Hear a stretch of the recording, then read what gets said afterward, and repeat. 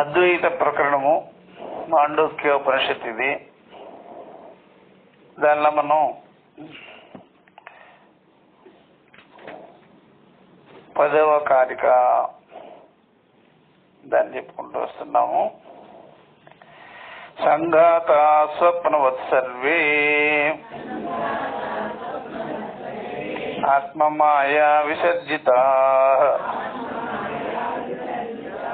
ఆదిక్యే సర్వసామ్యేవ నోపపత్తిర్హి విద్యతే. కాబట్టి ఈ యొక్క సృష్టి విషయంలో, ఈ జీవ సృష్టి, జీవాదుల యొక్క సృష్టి విషయంలో చెప్తూ ఉన్నది. ఇది జీవ సృష్టి ఉంటేనే జగత్ సృష్టి. జగత్ సృష్టి అనేటువంటిది జీవ సృష్టికి భిన్నమైనదిగానే కాదు, అదనమాట. కాబట్టి సృష్టి ఉంటేనే ఇవన్నీ వ్యవహారం అంతా ఈ నామ రూప కర్మ వ్యవహారం వగైరా ఇదంతా జరుగుతుంది. అది లేకపోతే జరిగేదానికి వీలు లేదు అన్నమాట. అన్ని రకాల మతాలు, ధర్మము, ఇవన్నీ సమస్త వ్యవహారాలన్నీ కూడా సృష్టి ఉండాలి. సృష్టి లేకపోతే ఇవన్నీ లేవు. కాబట్టి ఆ సృష్టి విచారం బాగా చేసినట్లయితే ఇవన్నీ యుక్తికి, అనుభవానికి పొందదు. ఎందుకంటే ఇవన్నీ స్వప్నమాయ, చూసారా, స్వప్నమాయ స్వరూపేతి. స్వప్నమాయ విషయాలు, స్వప్నమాయ విషయాలు స్వప్నము మాయల చేత కల్పింపబడి ఇవన్నీ కూడా ఏర్పడి ఉన్నాయి. స్వప్నము ప్లస్ మాయ, ఇదనమాట. దీనిలో ఉండేటువంటి వ్యవహారం ఏదైనా సరే, సద్వ్యవహారము, సద్వ్యవహారము, అది మంచి ఉపాధులు, అల్పమైన ఉపాధులు, అవన్నీ కూడా హెచ్చు తక్కువలుగా అలాగా అనిపించినా సరే అవి స్వప్నము కంటే, మాయ కంటే అన్యమైనదిగానే కాదు అని చెప్పారు అన్నమాట. కాబట్టి ఘటాదీయ స్థానీయా దేహాది సంఘాతా స్వప్న దృశ్య దేహాదివత్ మాయా వికృత దేహాదివత్ చ ఆత్మమాయ విసర్జిత. ఇది ఆత్మమాయ విసర్జిత అనే దానికి చెప్పారు. ఘటాది స్థానీయములే, ఘటాకాశం, మహాకాశం ఇత్యాది అవన్నీ కూడా ఆకాశాన్ని వదిలిపెట్టి ఆ వ్యవహారము చేయలేదు. ఈవెన్ మట్టిని వదిలిపెట్టి కూడా ఆ వ్యవహారం లేదు. సేమ్ థింగ్ ఇవన్నీ కూడా దేహాది సంఘాతములు కూడా అంతే. దేహేంద్రియాది సంఘాత వ్యవహారం కూడా అంతే. దేహము, ఇంద్రియాలు, ఇవి కూడా అంతే. నిజంగా దీని లోపల జీవుడు పుట్టినవాడు కాదు, ఆకాశం లాంటి వాడు. జీవుడు, జీవుని యొక్క స్వరూపము ఆకాశం వలె సర్వవ్యాపకమై, నామరూపరహితమై, గుణరహితమై ఉన్నటువంటి ఆ యొక్క శుద్ధ చైతన్యము, నిర్వయం సర్వవ్యాపకమే ఉంది. ఈ దేహేంద్రియాలన్నీ కూడా సృష్టి అంటే పుట్టి పోయేవిగా ఉన్నాయి, జాగ్రత్త స్వప్నాది విషయాలుగా ఉన్నాయి, సుషుప్తి యందు అవిషయమై ఉన్నది. అందుకనే ఇదంతా ఆత్మమాయ విసర్జిత. మన యొక్క అవిద్యా కల్పన మాత్రమే, మన యొక్క అవివేకం వల్ల కల్పింపబడినవి. దీనికి పెద్దగా సీరియస్ గా ఏమీ ఆలోచించే పని లేదు అన్నమాట. కొన్ని ఇదంతా చూస్తే కొన్ని మతాలు వాళ్ళలో చాలా సీరియస్ ఉంటుంది. అదేంటో గొప్పగా సీరియస్ ఉంటుంది. మనుషులే ఉండేది ఇక్కడ, పలానా మనిషి అనేది ఉండరు, మనుషులే ఉంటారు. ఏ దేశానికి అయినా మనుషులే ఉంటారు, మనుషులు తప్ప మరొకరు ఉండనే ఉంటారు. కనుక ఏ దేశానికి పోయినా పంచభూతాల, పంచకోశాల మనుషులే ఉంటారు. కొన్ని చోట్ల ఆ మనసుకే ప్రాధాన్యత ఇస్తారు. మనుషులకు ప్రాధాన్యత తక్కువ, మనసులకు ప్రాధాన్యత ఎక్కువ. ఆ మనసులో ఏదో ఆరోపాలు, వాడు వేసుకున్నదో వేరే వాళ్ళు వేసుకున్నావో ఆరోపాలు పెట్టుకొని ఉంటారు. మనసులను బట్టి మనుషులు వేరైపోతారు, దేహాలు వేరైపోతారు. అందుకని దేహాలను వేరు చేయలేరు ఎవరు. రంగులు ఉంటాయి అంతే, రంగే. రాత్రిపూట అయితే ఇద్దరు మాట్లాడుకుంటారు, లైట్లు లేవుగా, ఇద్దరు మాట్లాడుకుంటారు.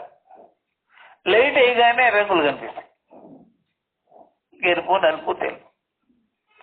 లైట్లు తీసేస్తే ఇద్దరు, అక్కడ ఒక మనిషి ఇక్కడ ఒక మనిషి మాట్లాడుకుంటారు. రంగుల వల్ల మనుషులు వేరైపోరు, మనసులను బట్టి మనుషులు వేరైపోరు. ఆ మనసుల్లో ఏదో ఒక చెత్త ఆరోపాలు, మతము, దేవుడు, ధర్మము, అవి ఇవి చెత్తందాం. అందుకనే ఆ కొన్ని మతాలకు బాగా చూస్తే మతము సమాధులే ఉంటాయి, గోరీలు. కొన్ని మతాలకే ఉంటాయి గోరీలు, మతం ఉంటుంది.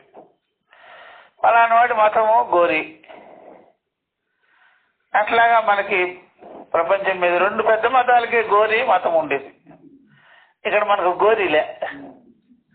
గోరీలు ఉన్నాయా? లేవు, కాల్చేయటమే. వీడు బతికినంత కాలం వీడికి సింబల్ లేదు, చచ్చినా సింబల్ లేదు. ఏ దేశానికి పోండి, మనం హిందువుల్ని గుర్తించడం చాలా కష్టం. ఎందుకంటే వాడు సూటు ప్యాంట్ వేసేసుకుంటాడు, టై వేసుకుంటాడు, తిరుగుతుంటాడు. మన దేశంలో ఉండేటువంటి సిక్కులైనా పట్టుకోవచ్చు, కానీ మనము వాడికి పగడి ఉంటుంది, అర్థమైందా? కంకణం ఉంటుంది, కనిపెట్టేయచ్చు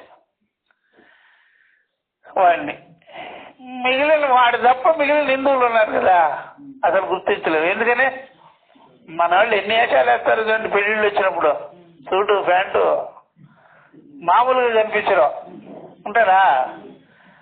మామూలుగా కనిపించరు, కనిపెట్టలేము. వీడు ఫారినరా అనుకోవాలి. నీకు ఎవడైనా ముసల్మాన్ని గుర్తించేయచ్చు, సిక్కుల్ని గుర్తించవచ్చు, ఎవరినైనా గుర్తించవచ్చు. హిందువుని మాత్రం గుర్తించడం. అనేక రకాల వేరు వేషాలన్నీ వేస్తుంటారు, కనిపెట్టలేం. అట్లాగా మనసులను బట్టేది. ఏం మనసులో వేసుకున్నాడు, మత భావన, వాడి చేదత్వం అన్నీ చూపించుకుంటూ ఉంటాడు. అందుకనే బాగా చూసినట్లయితే దేహాలని చూసి దేహాలని బట్టి ఫలానాన్ని గుర్తించడం సంభవం కాదు. మనసులను బట్టి, ఆ మనసుకు తగినట్టుగా కొంతమంది బయటకు కూడా కనిపిస్తారు. అది ఇక్కడ సనాతనంలో లేదు. మనసే బయటికి అందరితో కలిసిపోతాం. మనసులో మాత్రం మనసులోనే ఉంటుంది, బయటికి చెప్పుకోలేం. మనలో మనం ఉంటాం. కాబట్టి ఇదంతా కూడా ఏదైతే అదంతా కూడా ఆత్మమాయ విసర్జిత.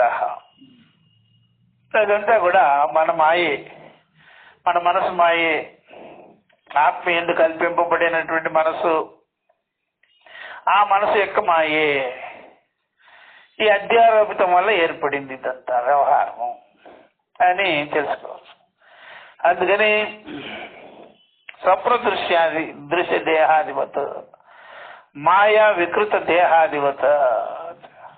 మాయా వికృత, మాయ చేత, గారడీ వాణి చేత వికార రూపమైనటువంటి చేష్టలు, వ్యవహారాలు, దాన్ని బట్టి ఈ వ్యవహారం అంతా ఉన్నది. దేర్ఫోర్ మా ఆత్మ మాయ విసర్జిత.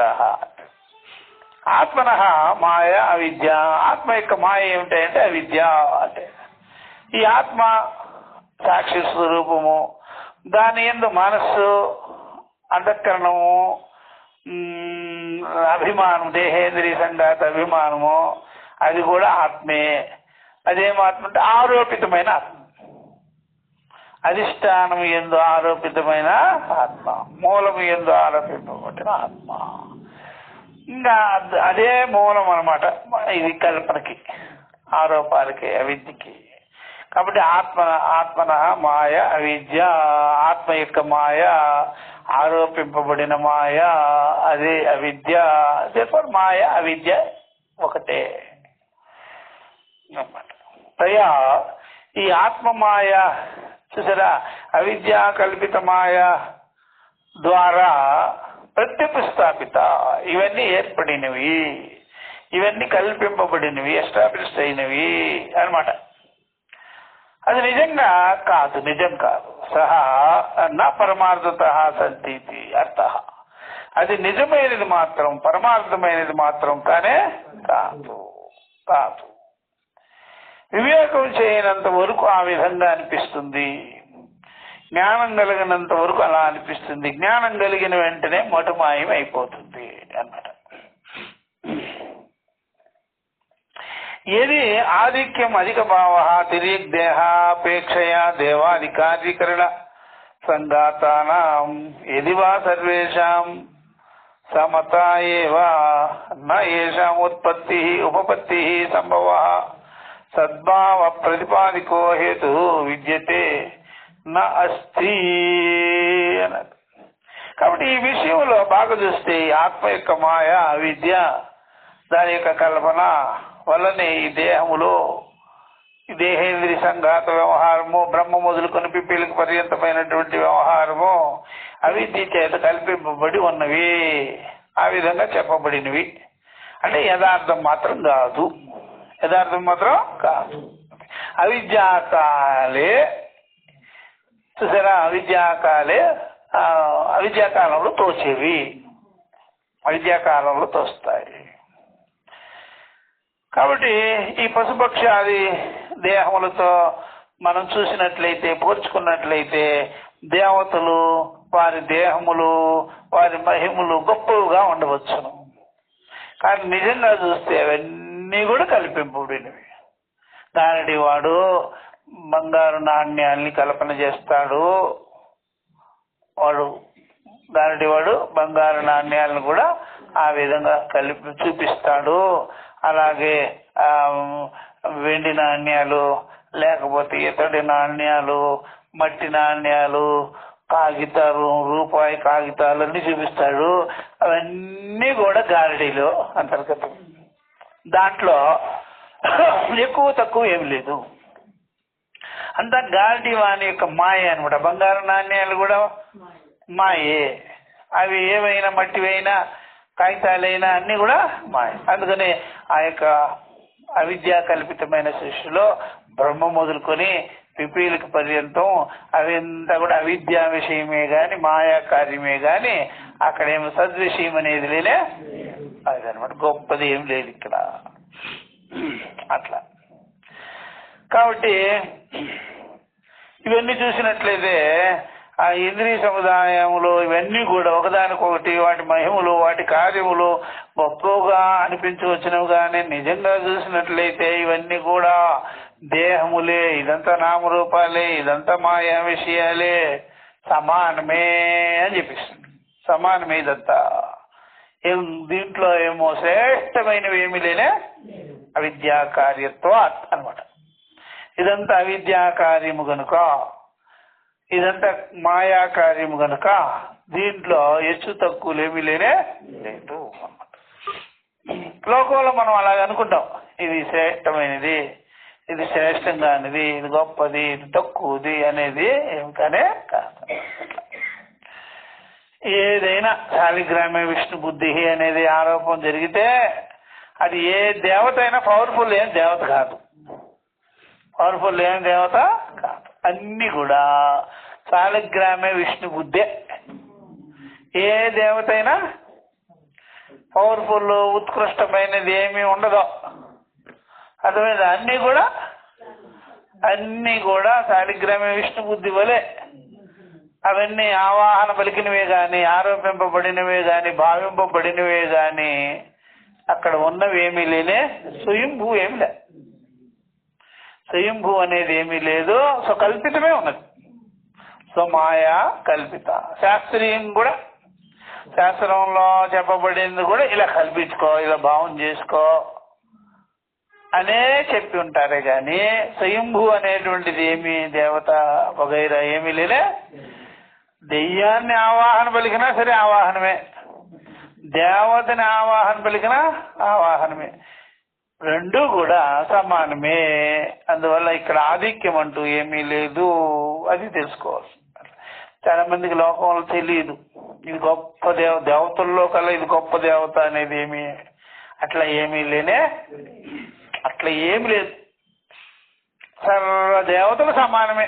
అవిద్యా కల్పనయ అన్ని ప్రాణ ప్రతిష్ఠ.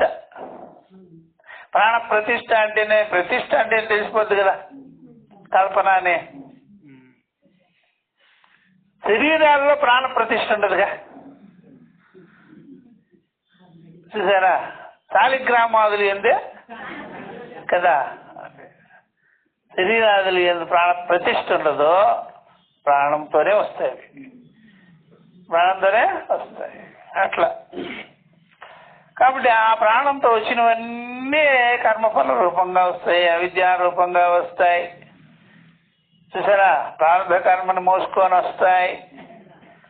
అంతేగాని అవి కూడా కల్పించుకుంటేనే వస్తాయి. కల్పించుకోకుండా శరీరంలో ప్రవేశం లేనే లేదు. ప్రవేశం టికెట్ ఏమిటారు అంటే కల్పనే.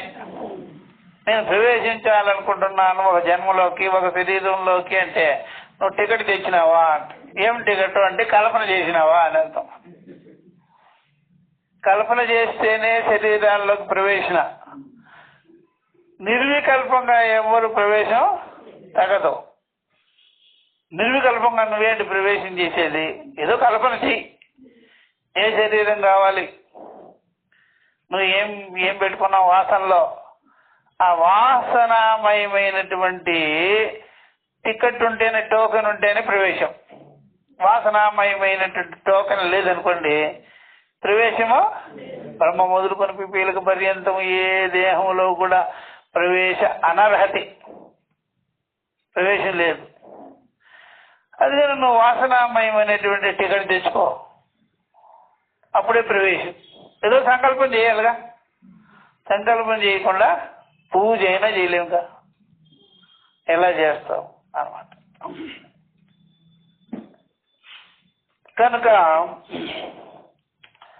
ఈ ప్రకారంగా అవన్నీ కూడా సర్వేషాం సంఘాతానం ఏదివా సర్వేషాం సమత ఏవన ఏషాం ఉపపత్తి. అంతేగాని ఇంతకంటే గొప్ప ఉపపత్తి ఏముంటుంది, యుక్తి ఏముంటుంది?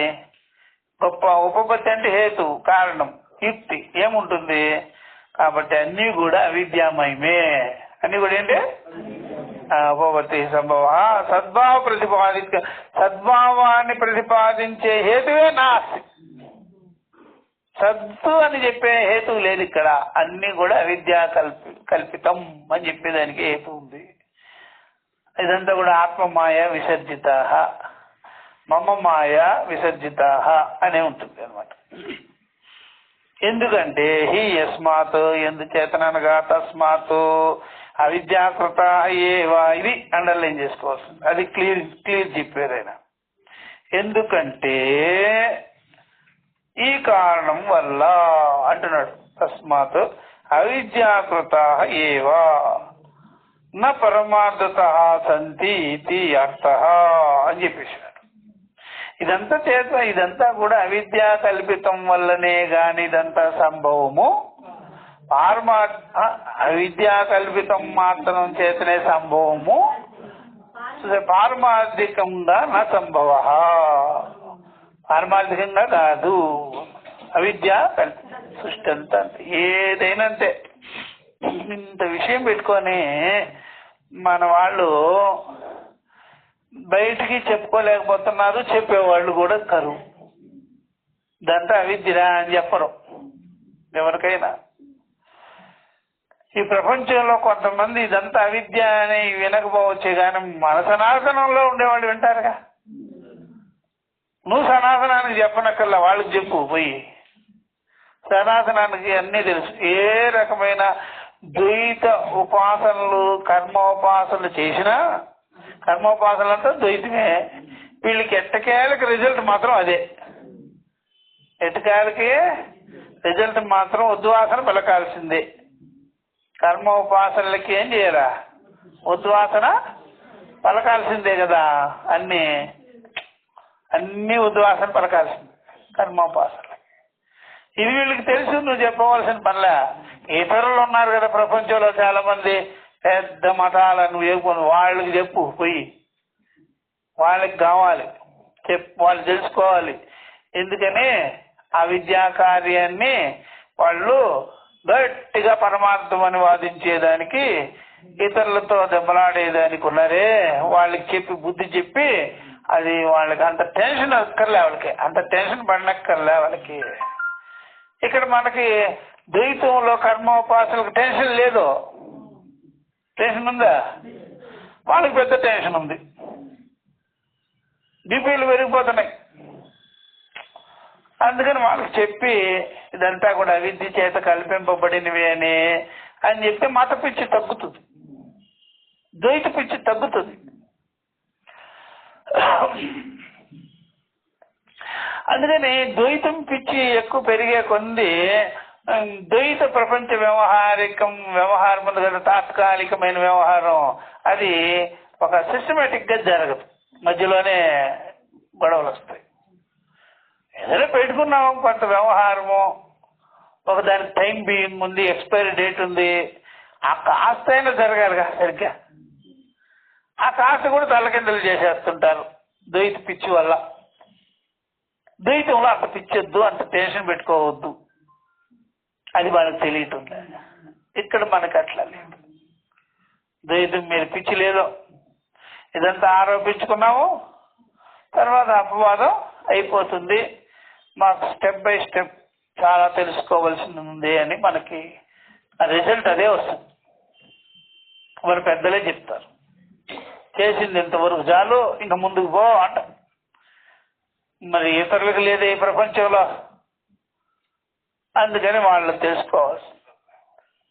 కనుకని తస్మాత్ అవిద్యాకృత ఏవ నా పరమార్థత సంతీతి అర్థ. పారమార్థికమైన విషయం కానే కాదు ఇదంతా కూడా. ఇదంతా కాదయ్యా, ఆత్మమాయ విసర్జిత ఈ సమస్త సృష్టి అంతా కూడా. అందుకని మనము ఇది గురువుల దగ్గరికి వెళ్ళి వివేకం చేయనంత వరకు మమ మాయ దురత్యయ, పెద్దల దగ్గరికి వెళ్ళి శాస్త్రాచార్య ఉపదేశ జ్ఞానం కలగనంత వరకు కూడా మమ మాయ దురత్యయ, నా మాయని నేను దాటలేను, నేను కల్పన చేసుకున్నది నాకు అర్థం కాదు. ఎప్పుడైతే శ్రవణాదులు చేస్తామో పెద్దల దగ్గరికి వెళ్ళి మమ మాయ చూసారు దూరం కరు, దూరం అవుతుంది, దూరం చేసుకుంటాం. అందుకనే ఇంత సిస్టమ్ ఉంది. ఇప్పుడు 11వ కారికలో గౌడపాదుల వారు ఏం చెప్తున్నారు చూడండి. ఉత్పత్తి ఆదివర్జితస్య అద్వయస్య ఆత్మతత్వస్య శృతి ప్రమాణకత్వ ప్రదర్శనార్థం వాక్యాన్ని ఉపన్యస్యంతే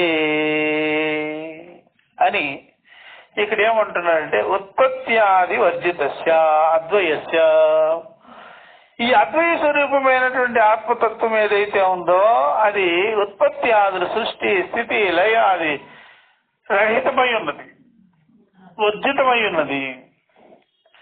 దీని విషయంలో ఈ విషయంలో శృతి ప్రమాణకాన్ని మేము చూపిస్తాం. శృతి ప్రమాణములను చూపించి యుక్తిగా పొందించి అనుభవంలో మేము నెలకొల్పుతాము ఈ యొక్క విషయాన్ని అని చెప్తున్నారు. ప్రదర్శనార్థం ఏతత్ శృతి వాక్యాన్ని గౌడపాద వాక్యాన్ని ఉపన్యస్యంతే అదునా అంటున్నాడు. ఇప్పుడు మేము ఇది చూపిస్తాం చూడండి అని 11లో చూసారా. కాబట్టి పుట్టుక సరే, జన్మ, మరణము మొదలగునవి లేనే లేవు. అద్వైతమైనటువంటి మన స్వరూపం ఎందు, ఆత్మ ఎందు అని శృతి ప్రమాణమే ఇక్కడ నిర్ధారించి చెప్పబోతున్నది ఈ వాక్యముల ద్వారా. సృష్టి స్థితి లయాలు లేవు, దేవుడు జీవుడు అనేది లేనే లేదు, ఈ వ్యవహారాలే లేవు అని చెప్తాం. ఇట్లాంటి గంభీరమైన, సూక్ష్మమైన, గొప్ప గొప్ప విషయాలని చూసినారా, మనలోనే చాలా మంది వింటంలే, అర్థం చేసుకోవటంలే. ఇంకా బయట ఏమీ తెలియని మన దూరంలో ఉండేటువంటి వాళ్ళకి, అరేబియా సముద్రం దాటుకున్న వాళ్ళకి ఏం అర్థమయ్యేస్తుంది? వాళ్ళు ఇక్కడికి వచ్చినారే కానీ వినిపించేవాళ్ళు తక్కువ. వినిపించాలి, ఇవన్నీ వినిపిస్తే వాళ్ళకు ఉండే పిచ్చి వదులుతుంది. లూజ్ అన్నా చెయ్యాలిగా, లూజ్ అనే చేస్తే బాగుంటుంది. అందువల్ల అద్వైత జ్ఞానం కలిగించుకుంటేనే ఎవరైనా బ్యాలెన్స్గా జీవించగలుగుతారు. లేదంటే మత పిచ్చి ఇంకా అల్లకల్లోలం చేసుకుంటారు. అట్లా చెప్తున్నారు చూడండి. ఇది తైత్రీయ ఉపనిషత్తులో నుంచి తీసుకొని గౌడపాదాచార్యుల వారు ఆకారమే పెట్టారు దీన్ని. రసాదయో హి ఏకోశాః వ్యాఖ్యాతాః తైత్తరీయకే తేషామాత్మా పరో జీవః ఖం యథా సంప్రకాశితః రసాదయో హి ఏకోశాః వ్యాఖ్యాతాః తైత్తరీయకే తేషామాత్మా పరో జీవః ఖం యథా సంప్రకాశితః రసాదయో హి ఏ కోశాః రసాదయులు. రసాదయులు అంటే బాగా గుర్తుపెట్టుకోండి, అన్నమయ రసం, ప్రాణమయం, మనోమయం, విజ్ఞానమయం, ఆనందమయం అన్నమాట. రసాదయ అంటే అన్నరసం మొదలుకొని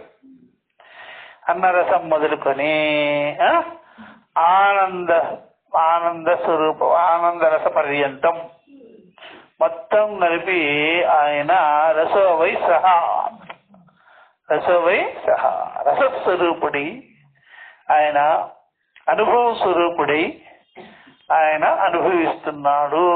ఈ కోశములు యందు కోశాతీతుడై, అసంగుడై అన్నమాట. ఏ కోశాః తైత్రీయకే వ్యాఖ్యాతాః. తైత్రీయ ఉపనిషత్తు యందు కృష్ణ యజుర్వేద శాఖ యందు ఈ యొక్క బ్రహ్మానందవల్లి యందు ఇదంతా కూడా వ్యాఖ్యానం చేయబడి ఉన్నది. తైత్రీయ ఉపనిషత్తులోనే పంచకోశ వివరణ వచ్చేది. ఆ యొక్క కోశములు యందు కోశాతీతుడై, కోశములకు అసంగుడై ఉండేటువంటి పరమాత్మ చూసారా. తేషాం ఆత్మ కోశానాం ఆత్మ, తేషాం కోశానాం పంచకోశానాం ఆత్మ పరః విలక్షణ జీవ. చూసారా, విలక్షణ జీవ.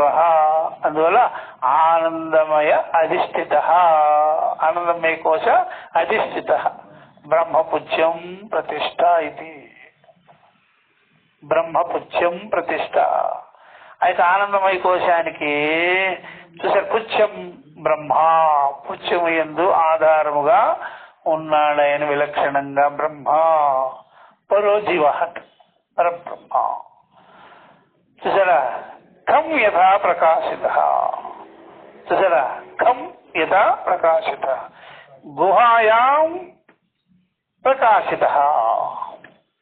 గుహాయో వేద నిహితం గుహాయాం ప్రకాశిత, ఖం యథా ప్రకాశిత. గుహ యందు ఆయన ఆయన ప్రకాశించుకొని ఉన్నాడు.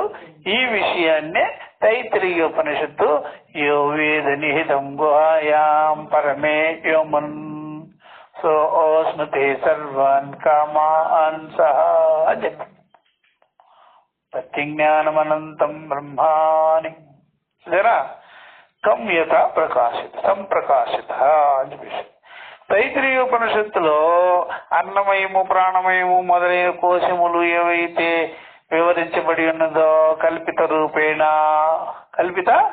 రూపేణ శాఖా చంద్ర న్యాయవతు తత్ప్రకారం వాటికి ఆకాశం వంటి పరమాత్మయే ఆకాశము ఏ ప్రకారంగా సర్వవ్యాపకమై సూక్ష్మై బాహ్యాభ్యంతరములు వ్యాపించుకొని అజస్వరూపమై ఉన్నదో ఆ ప్రకారంగానే పరమాత్మ కోశస్థితుడై పంచకోశ స్థితుడై పంచకోశములు యందు ఆత్మస్వరూపముగా నేను రూపంలో జీవ రూపంలో ఆయన బుద్ధికి సాక్షిగా బుద్ధి యందు ప్రకాశించుకొని ఉన్నాడు. సత్యజ్ఞానం అనంత స్వరూపుడై అని వివరింపబడినది అనమాట తెలుగులో తైత్తిరీయోపనిషత్తు. అట్లా తైత్తిరీయోపనిషత్తులో వివరింపబడినది ఈ కోశముల యొక్క వివరణే. ప్రస్తుతం మనము ఈ యొక్క దేహేంద్రియ సంఘాతము కలిగినటువంటి శరీరము కలిగి ఉన్నాం కదా. ఈ యొక్క దేహేంద్రియ సంఘాత రూపమైన పంచకోశములు ఎందే బ్రహ్మము నేను రూపంలో ప్రతిష్ఠితమై ప్రకాశించుకొని ఉన్నది. సాక్షి రూపంగా ప్రతిగాత్మ స్వరూపముగా కూటస్థముగా అని చెప్పేదానికే అక్కడ తైత్తిరీయము చెప్పింది ఈ విషయాన్నే. విషయాన్నే తైత్తిరీయం చెప్పింది. అందుకనే ఇక్కడ మనము ఏదేది శృతిలో మనం వింటామో చదువుతామో తెలుసుకుంటామో అదంతా మన విషయమే, స్వవిషయమే, స్వరూప విషయమే అనమాట. ఉదాహరణకి దశమహాత్వమశీల నీవే పదోవాడివై ఉన్నావు అని. పదోవాడెవరో నీవే, లెక్కించు వాడివే అనమాట.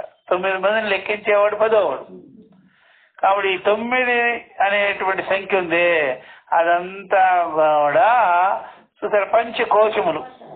ఈ 10వ వాడు ఉన్నాడే పంచకోశ స్థితుడు. పంచకోశములను విచారించువాడే దశముడు. చూసారా తత్వమసి. రసాదయ అన్నరసమయ ప్రాణరసమయ ఇత్యేవమాదయ కోశాః ఇవ కోశాః అస్యాదేహ ఇవ. అదనమాట కోశము. రసాదయ అంటే అన్నరసమయము అనమాట. రస ఆదయ యస్య అనమాట. రసము చూసారా అన్నరసము ఏది ముందుగానున్నదో దాని నుంచి మొదలయ్యేది. అంటే అన్నరసము నుండి మొదలయ్యే కోశాలు అన్నమయాతులు. అన్నమయాతులు. కాబట్టి అన్నరసం ముందుగా ఉంది. మనకి ముందుగా ఉండేది ఎవరా? అన్నరసమే, అన్నదేహమే, అన్నమయమే. ఇది మొదలు చివరి వరకు ఆనందమయ కోశం. చూసారా టు ఆ నుంచి ఆ వరకు. ఆ అనేది అన్నము, ఆ అనేది ఆనందం. అట్లా రసాదయ అన్నరసమయ ప్రాణమయ ఇది ఏమాది ఆదయ కోశాః. ఇలాగా మొదలయ్యేటువంటి కోశములో ఎందుకన్నారు అట్లా? కోశాః ఇవ కోశ అస్యాదేహే అనమాట. ఏ విధంగా అంటే కోశములు వలె కోశములు. ఉదాహరణకి కత్తి పెట్టుకునేదానికి ఏ విధంగా అయితే కోశం ఉన్నదో అది. చూసారా అస్యాదేహ అంటే ఖడ్గము దూర్చేదానికి, ఖడ్గాన్ని దాచేదానికి వాడేటువంటి కవరు వలె ఈ యొక్క కోశములు ఉన్నవి ఆత్మకు. చూసారా కాబట్టి ఆత్మ ఈ కోశముల లోపల దాగి ఉందని కాదు, కోశములు యందు ప్రకాశిస్తూ కోశములను వ్యాపించుకొని ఉన్నది. ఎప్పుడైనా బాగా చూడాలంటే, సమస్త భూ బ్రహ్మాండాలను చూడాలంటే కోశములు యందు ప్రకాశిస్తేనే చూడగలుగుతాం. కోశాలకు బయటగా ఉన్నాం అనుకోండి, చూడలేము. అందుకని తెలుసుకునేవాడు కంటి లోపల ఉంటే కూడా తెలుసుకోలేడు, కంటికి బయట ఉంటే కూడా తెలుసుకోలేడు. తెలుసుకునేవాడు ఎప్పుడైనా కంటి దగ్గరున్నా తెలుసుకోడు, కంటికి బయట ఉన్న యువతలకు వచ్చినా సరే తెలుసుకోలేడు. చూసారా, కంటికి లోపల ఉండాలి, చూసారా, అన్ని ఇంద్రియాలకు లోపల ఉండాలి, అన్ని ఇంద్రియాలను వ్యాపించుకోవాలి, మనసులో ఉండాలి, మనసును వ్యాపించుకోవాలి, బుద్ధిలో ఉండాలి, బుద్ధిని వ్యాపించుకోవాలి, అహంకారంగా ఉండాలి, అహంకారాన్ని వ్యాపించుకోవాలి. ఇట్లాగా ఆయన చూసారా, బుద్ధి ఎందుంటూ బుద్ధి వ్యాపకంగా ఉండినప్పుడే ఆయన సమస్త భూ బ్రహ్మాండాలను తెలుసుకోగలుగుతాడు అన్నమాట. ఈ అర్థము ఎవడికి తెలియదు, తెలియదు. ఇది స్వతంత్రమైన స్వేచ్ఛతో కూడుకున్న సర్వజ్ఞత్వాన్ని ఇచ్చేటువంటిది, పరిపూర్ణత్వాన్ని ఇచ్చేటువంటి అర్థం. ఇది మీనింగ్ అట్లాంటిది. స్వతంత్రమైనది, స్వేచ్ఛనిచ్చేటువంటిది, పరిపూర్ణమిచ్చేది, సర్వజ్ఞత్వాన్ని ఇచ్చేది, సర్వాన్ని వ్యాపించుకునే అర్థం ఇది. ఎక్కడో దేవుడు ఉన్నాడు అనుకుంటే నీకు స్వతంత్రత లేదు, నువ్వు దాసుడుగా ఉండాల్సి, అల్పుడుగా ఉండాల్సి. నీకు వర్క్ ఉంటుంది, ఒకటి కింద బానిసగా పనిచేయాలి. ఇలాగ కోశ స్థితుడుగా ఉండి కోశ వ్యాపకంగా ఉన్నవాడు సర్వ జగత్తుకి ఆయన సర్వజ్ఞుడు అనమాట. ఈ అర్థం తెలుసుకోవాలి. ఈ అర్థం తెలుసుకుంటేనే మీకు అన్ని సమస్యలన్నీ పోతాయి. మనుషుల్ని ఎవరైనా ఆకట్టుకునేదానికి కారణం ఏమిటి అని విచారిస్తే, ఈ బుద్ధి వ్యాపకంగా మనం నిలవకపోవడమే కారణం. మన ఇళ్లలో కానీ, కుటుంబాలలో కానీ, ఇంట బయట కానీ ఇదే దరిద్రం. బుద్ధికి వ్యాపకంగా మొగుడైనా ఉండాలి, పెళ్ళామైనా ఉండాలి, పిల్లలైనా ఉండాలి, ఇరుగు పొరుగైనా ఉండాలి, మన కుటుంబంలో ఉండే వాళ్ళందరూ ఉండాలి, మన బంధు బాంధవ్యాదులందరూ ఉండాలి, సమాజం అంతా ఉండాలి. అప్పుడు స్వతంత్రంగా ఉంటారు, స్వేచ్ఛగా ఉంటారు. లేకపోతే బుద్ధికి లోబడి బుద్ధికి దాసుడై ఉంటే మాత్రం అందరూ మిమ్మల్ని అపహరించేస్తారు. అర్థమైందా? అది బుద్ధికి లోబడి బుద్ధికి దాసుడుగా బుద్ధికి అల్పుడుగా ఉంటే ఏమవుతుందంటే ఎవరో ఒకరు మిమ్మల్ని అటాక్ చేసేస్తారు.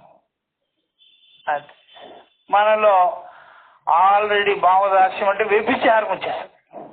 ఎవడు పిలిచినా వెళ్ళిపోతుంటాం, అన్ని సమస్యలు వచ్చేస్తాయి. అందుకనే ఎప్పుడైనా ఇళ్లలో మొగుడికి భార్య ఎందుకు భయపడాలి, భార్యగా మొగుడు ఎందుకు భయపడాలి, సంతానం తల్లిదండ్రులకు ఎందుకు భయపడాలి, సంతానానికి తల్లిదండ్రులు ఎందుకు భయపడాలి, ఆర్థికానికి ఎందుకు భయపడాలి, పరిస్థితులకి ఎందుకు భయపడాలి, కర్మకి ఎందుకు భయపడాలి, ఫలానికి ఎందుకు భయపడాలి, సమాజానికి ఎందుకు భయపడాలి, సమాజంలో కొన్ని శక్తులకి ఎందుకు భయపడాలి. ఇట్లాగా వేసుకుంటూ పోతే దేవుడు దయ్యము అంతా జగత్తంతా మనల్ని భయపెట్టేదిగా ఉంటుంది. బుద్ధికి అల్పుడుగా ఉన్నావుగా, అందుకని బుద్ధికి అనల్పుడుగా ఉన్నావు అనుకో, ఎవడు నిన్ను ఏమీ చేయలేడు. మనుషుల్ని వీక్నెస్ ఎక్కడొస్తుంది? బుద్ధికి బలము తక్కితే, జ్ఞాన బలము, వ్యాపకము లేకపోతే వస్తుంది. అందుకనే మనుషులు విద్యతో ఉండాలి. అందుకని ఆనందమయ కోశం యందు ప్రతిష్ఠితమైన వాడు బ్రహ్మమే గాని, అర్థమైందా? కల్పుడు కానీ అర్థం చేసుకోవాలి. ముత్యపు చిప్పు ఉంటుంది, ముత్యపు చిప్ప ఎక్కడైనా సముద్ర తీరాల్లో సరస్సుల్లో దొరుకుతుంది. అర్థమైందా? ఆ ముత్యపు చిప్పకి ఉంది, చిప్పకి దాంట్లో జీవి ఉంటుంది. జీవి అది చూసారా, కూర చేసుకోవచ్చు. నాన్ వెజ్ వాళ్ళంతా కూర చేసుకోవచ్చు. అది రేటు తక్కువే. దాంట్లో ముత్యం మాత్రం చాలా రేటు ఎక్కువ. ముత్యం చిప్ప ఎంత పెద్దది, ముత్యం ఎంతది. ముత్యానికి రేటు ఎంత? 1000 రూపాయలు అంటాడు, 10,000 అంటాడు. ఆ ముత్యపు చిప్ప దానిలో ఉండేటువంటి జీవి అదెంత రేటా? అర్థమైందా? కేజీ 20 రూపాయలు అంటాడు. అదే కేజీ అయితే ఎన్ని ముత్యపు చిప్పలు కావాలమ్మా? ఇన్ని కావాలి. దాంట్లో ముత్యాలు ఒక్కొక్కటి 10,000 చేశారు. అర్థమైందా? ఇది కూడా ముత్యపు చిప్ప. దీంట్లో ముత్యం ఎవరా? బ్రహ్మము, కోశస్థితుడు బ్రహ్మం. ముత్యానికంటే పవర్ఫుల్. అర్థం అల్పుడా? ముత్యం అల్పమా, ముత్యపు చెప్ప అల్పమా? ముత్యపు చెప్ప అల్పం, ముత్యము అమూల్యం. సేమ్ ఇది అంతే. పంచకోశం, ఈ పంచకోశ దేహం ఉంది ముత్యపు చిప్పతో సమానం. దీనిలో ఉండే ముత్యం ఉందే, ఆణి ముత్యము, అద్భుతమైన ముత్యం అది. సత్యం జ్ఞానమనంతం బ్రహ్మాయో వేద నిహితం గుహాయాం. అందువల్ల లోపల ఉండేవన్నీ అల్పం అనుకోకూడదు, బయట ఉండేవే అల్పం. కాబట్టి జగత్తు బయట ఉందా, లోపల ఉందా? బయట ఉంది. లోపల కూడా జగత్తుంది భావ రూపంలో, అది అల్పమే. దానికంటే లోపల ఉండేది ఎవరో? సాక్షి, ద్రష్ట, అనల్పం. అట్లా బాగా విచారం చేసుకొని ఈ బుద్ధి యందు స్థితుడై ఉన్నవాడు ఉన్నాడే, వాడు పరిపూర్ణుడు. అందుకని బుద్ధికి మనము బుద్ధి కరువయ్యి బుద్ధి అల్పమయ్యి బుద్ధి జ్ఞానం లేకుండా సరే బుద్ధి బలం లేకుండా ఉండరాదు. జ్ఞానంతో ఉండాలి, జ్ఞాన బలంతో ఉండాలి. అప్పుడు ఈ భేదం పోతుంది, జీవేశ్వర భేదము. నేను అల్పుడు, దీనుడు, దుఃఖి అనేది ఎవరు మనం ఏం చేయలేదు. లేకపోతే మనం ఎవరు అన్నక్కర్లే, మనమే అనుకొని బాధపడుతుంటాం. నన్ను ఎవరు చూస్తారు, అల్పుడు, దీనుడు, దుఃఖి అని. అర్థమైందా? అది బాగా తెలుసు. అందుకనే ఎవడే ఎక్కడికి పోయినా, ఏ సరస్సుల దగ్గరికి పోయినా ఆ ముత్యం చెప్పు పాలు కొట్టేసేసి అవతల బారేసి ఆ ముత్యమే అమ్ముతుంటాడు. చూడండి, అవునా కదా? మన ముందే పగలు కొడతాడు వాడు. పగలు కొట్టి ముత్యాలు తీసి మనకి ఇస్తుంటాడు. అవన్నీ పారేస్తాడు. ఇది లెక్కగా లోపల ఉండేది లెక్క, మీ జ్ఞానం లెక్క. సమస్య కూడా దేహం కాదు, మనసే. సమస్యలు తొలగించేది మనసుకు దాటాలి. సమస్యలు పోవాలంటే మనసుకు దాటాలి. మనం మనసుకు పైన నిలబడాలి, బుద్ధిని దాటాలి, బుద్ధికి పైన దాటాలి. అప్పుడు ప్రతిబోధ విదితం మతం, బుద్ధికి సాక్షిగా నిలబడి బుద్ధి ధర్మాల్ని, మనోధర్మాల్ని, దేహధర్మాల్ని, ఇంద్రియ విషయ ధర్మాల్ని, ప్రపంచం ధర్మాలన్నీ తెలుసుకొని దానికి విలక్షణంగా మనం నిలబడి, ఆ జ్ఞానం అన్నమాట క్షేత్రజ్ఞ జ్ఞానం, కూటస్థ అద్వయ జ్ఞానం. ఇలాగా కం యథా ప్రకాశిత అని చెప్పేసి. అందువల్ల తైత్రీయ ఉపనిషత్తులో ఈ పంచకోశ వివరణ ఉంది. కాబట్టి పంచకోశముల్ని మనము వివేకించి విచారించుకొని తెలుసుకున్నప్పుడు వాటికి బుద్ధి గుహయందు పరమాత్మ చూసారా, పరమాత్మయే సత్యజ్ఞానమనంత స్వరూపుడైన పరమాత్మయే నేను రూపంలో జీవ రూపంలో ద్రష్ట శ్రోత మంత విజ్ఞాతగా చూసారా ఉన్నాడని నిరూపితం అవుతుంది. అట్లా తెలుసుకోవాలి.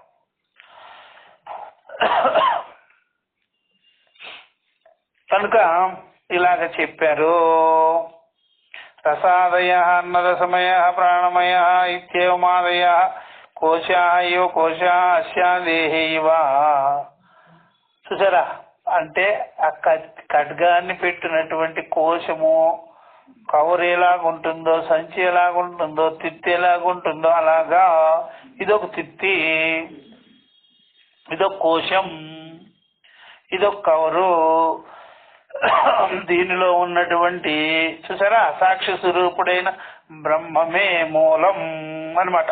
ఇలా తెలుసుకోవాలి అని చెప్తున్నాను. ఓకే,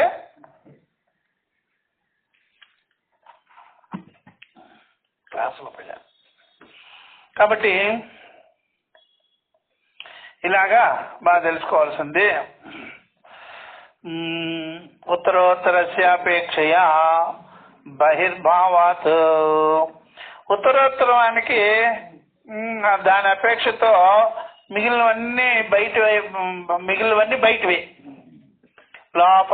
లోపలది ఉత్తరం అంటాం, బయటిది బయట. చూసారా, కాబట్టి దాని అపేక్షతో ఇది చూస్తే ఇది బయట, దీని అపేక్షతో అది చూస్తే లోపల. దేహాన్ని దృష్టి పెట్టుకొని చూస్తే ప్రాణం లోపల, ప్రాణాన్ని దృష్టిలో పెట్టుకొని చూస్తే ఇది బయట. అట్లాగా మనసుకి ప్రాణం బయట, ప్రాణానికి మనసు లోపల. మనసుకి ప్రాణం బయట, చూసారా, ప్రాణానికి మనసు లోపల. చూసారా, బుద్ధికి మనసు బయట, చూసారా, మనసుకి బుద్ధి లోపల అన్నమాట. అలా ఆ బుద్ధికి సాక్షి స్వరూపుడైన ద్రష్ట ఆత్మ చైతన్యవాన్ లోపల, అంతరతమ సుసూక్ష్మ, చూసారా, ఇవన్నీ బయట. సాక్షి కంటే అన్యమైనటువంటిది, అంతరమైనది, వ్యాపకమైనది, సూక్ష్మమైనది, జ్ఞానస్వరూపమైనది ఏదీ లేదు. అన్నీ తెలియబడేవి. ఆయన ఒక్కడే తెలుసుకునేవాడు. ఆయన ఒక్కడే ద్రష్ట ఆత్మ ఒక్కటే తెలుసుకునేవాడు. మిగిలినవన్నీ దృశ్యములో, సమస్తము దృశ్యం. ఈ పంచభూతములు పంచకోశములు ఉన్నాయే, ఇదే జగత్తు, ఇదే జగత్తు, ఇదే జగత్తు. పంచభూతాలే, పంచకోశాలే, పంచ విషయాలే ఇజికోల్డ్ జగత్. అండపిండ బ్రహ్మాండమంతా. ఈయనొక్కడే అండపిండ బ్రహ్మాండంలోకి రాడు, వ్యాపకంగా ఉంటాడు. తెలుసుకునేవాడే అండపిండ బ్రహ్మాండానికి అధిగతంగా లేదు, దానికి లోపలగా లేడు, పైకి ఉన్నాడు.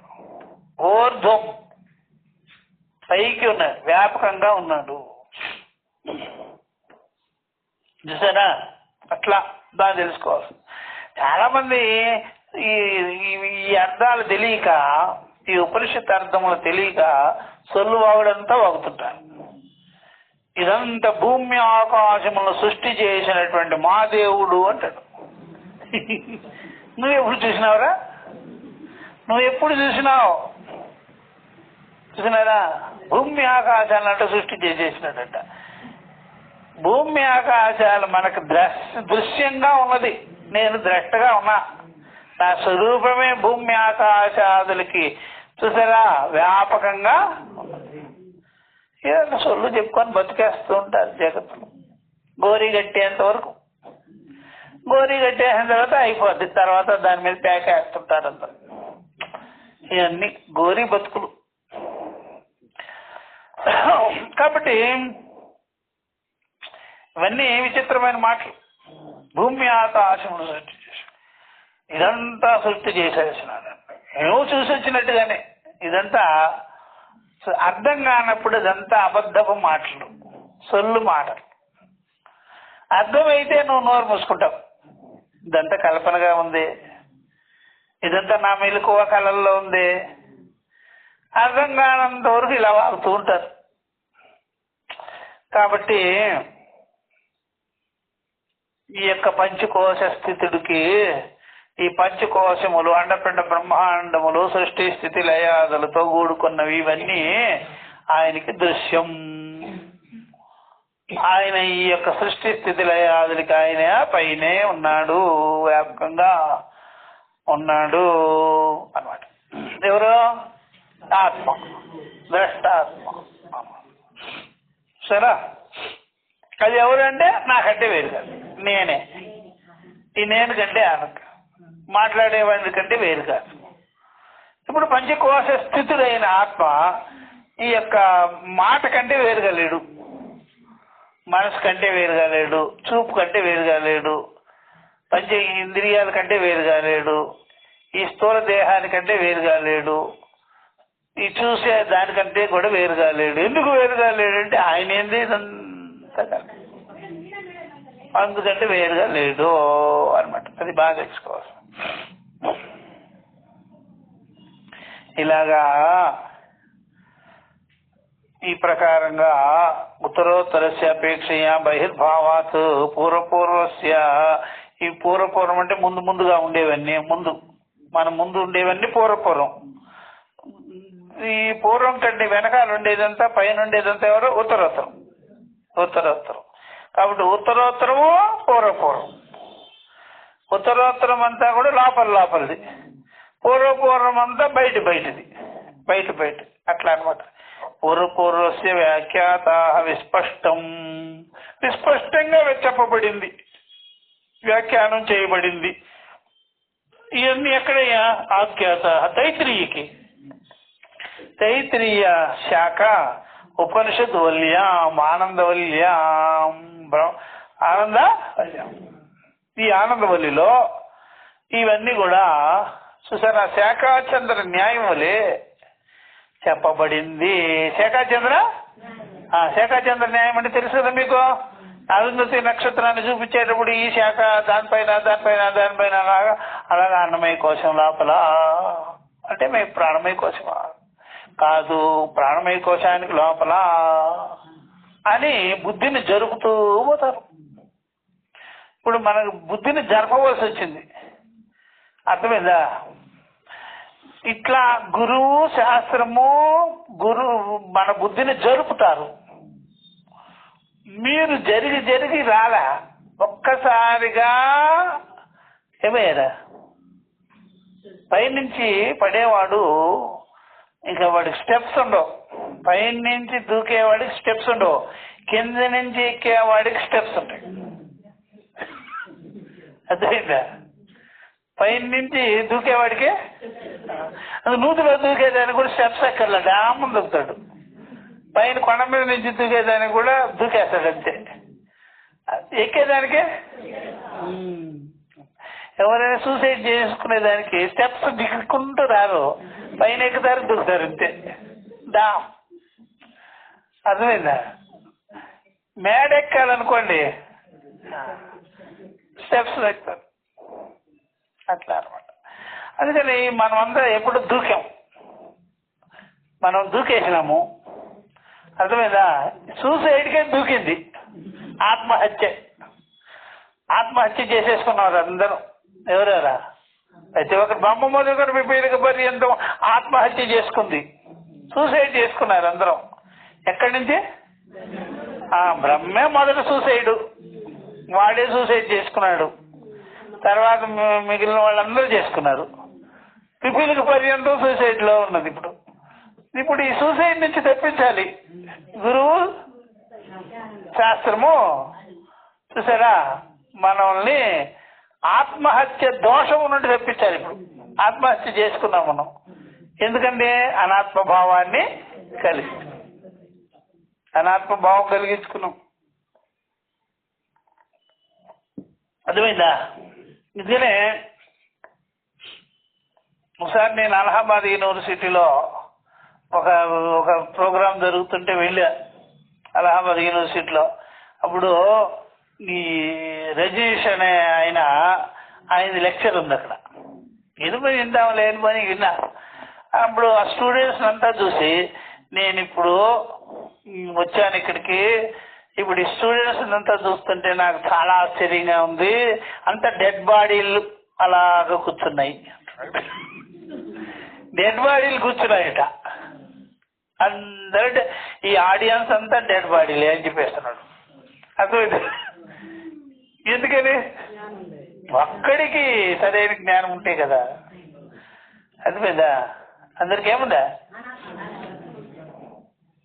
ఇప్పుడు చాలా మంది జీన్స్ ప్యాంట్లు అన్నీ వేసుకుంటారు కదా, అందుకని హాస్పిటల్కి పోతే సూది వేస్తే ఈ సూదే ఇరిగిపోతుంది ముందు. ఎందుకని?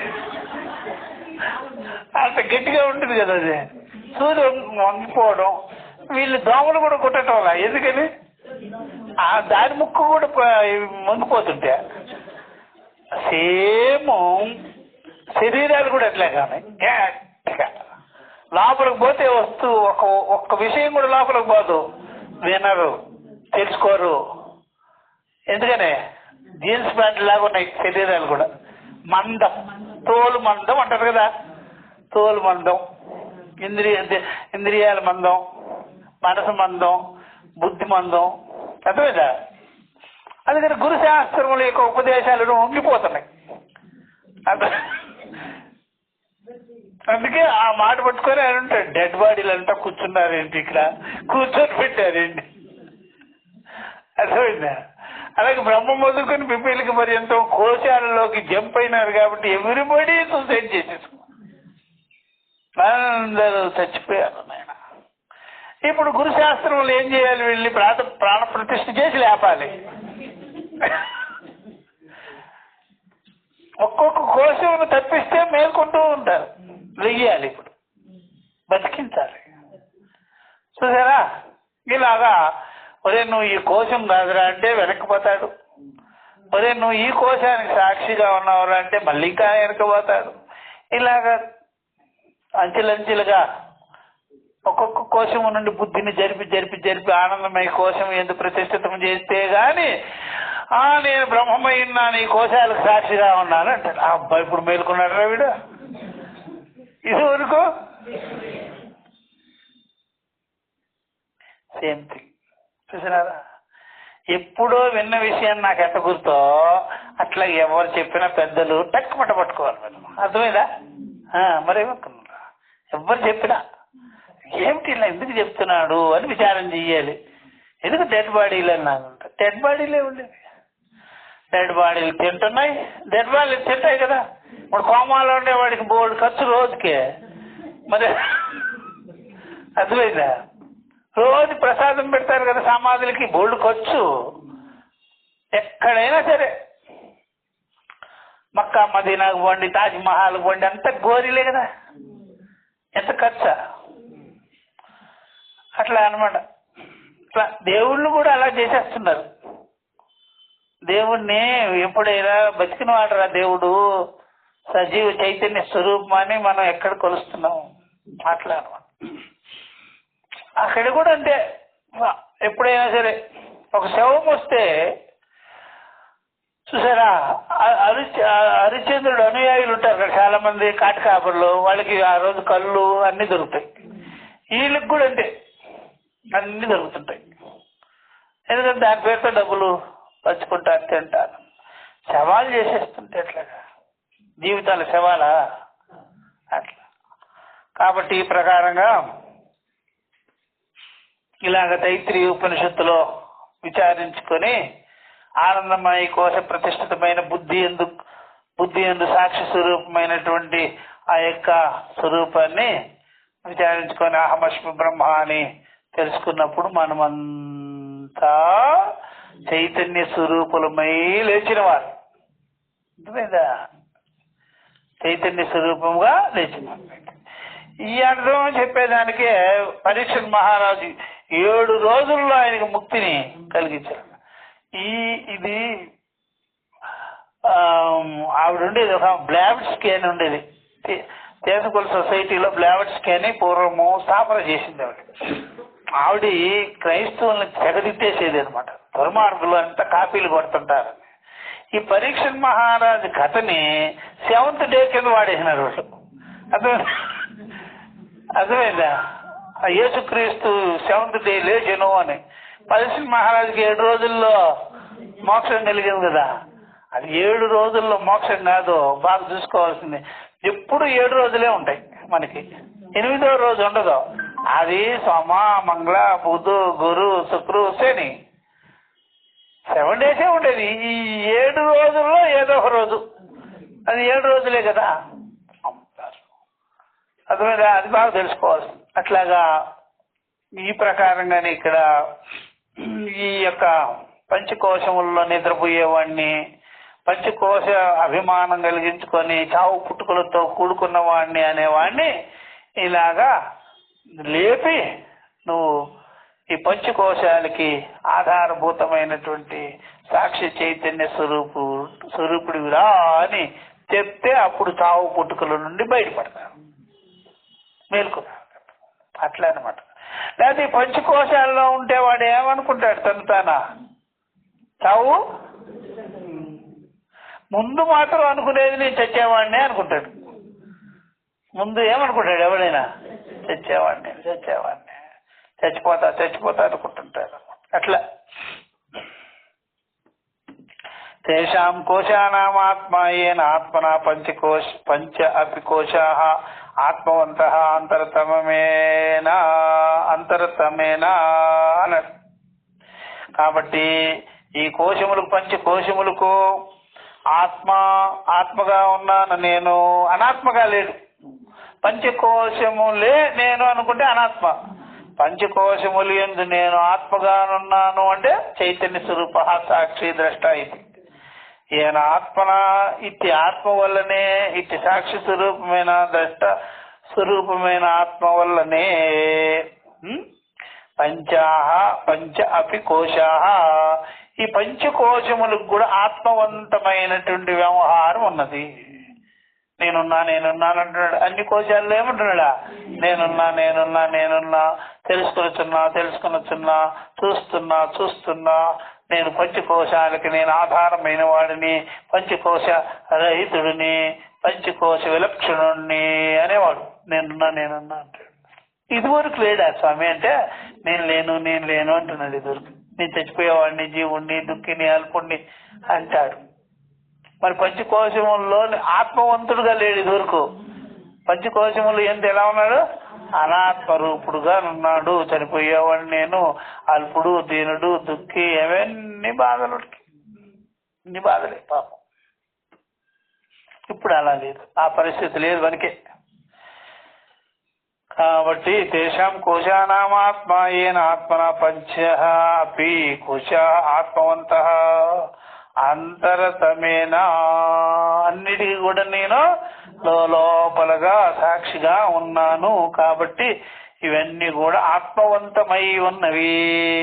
ఆత్మవంతమై ఇవి కూడా చైతన్య మాత్రముగా, స్వస్వరూప మాత్రంగా వ్యవహరింపబడుతుంది.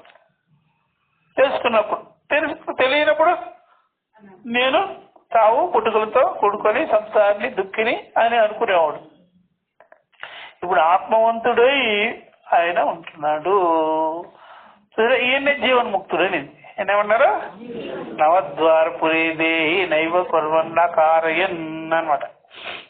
సహి సర్వేషాం జీవనిమిత్తత్వాత్ జీవ, ఆయనే పంచకోశ స్థితుడైనటువంటి సత్యజ్ఞానమనంత స్వరూపుడైనటువంటి ఈ యొక్క బ్రహ్మాత్మ స్వరూపమే సర్వేషాం సమస్త కోశాలకు, బ్రహ్మ మొదలుకొని పిపీలిక పర్యంతమైనటువంటి జగత్తుకి జీవనాన్ని ఇస్తున్నాడు. జీవనాన్ని ప్రసాదిస్తున్నాడు. వ్యవహారాన్ని ప్రసాదిస్తున్నాడు. కనుక ఆయన ఈ జీవన నిమిత్తం వల్ల జీవిస్తున్నాడు. ఈ విధంగా ఒకరికొకరికి ఆయన ఒకరికొకరి పోషించువాడు పోషింపబడేది, పోషించువాడు పోషింపబడేదిగా ఉన్నది అన్నమాట. అది బాగా తెలుసుకోవాలి. ఓకే, అట్లా ఇది మనం ఇక్కడ నుంచి నెక్స్ట్ క్లాస్లో చెప్పుకుంటాం. ఓకే, ఓం సహనావతు సహనో భునక్తు